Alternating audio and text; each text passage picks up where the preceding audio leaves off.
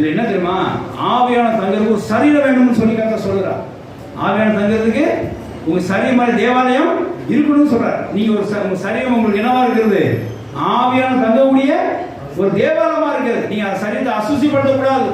அந்த சரீரத்தை நீங்க வேக வைக்க கூடாது. அந்த சரீரத்தை நீங்க பாடுபடுத்தக்கூடாது. அந்த சரீரத்தை தவிக்க விடக்கூடாது. இந்த ஜனவரியிலே கர்த்தர் வார்த்தை உணர்த்தினார். நான் நிறைய நேரம் சில நேரங்களில் மதியம் எனக்கு பிடிக்காத சாப்பாடு தான் சாப்பிட மாட்டேன். என் வீட்டிலே நான் சொன்னதை நான் சொல்கிறேன்.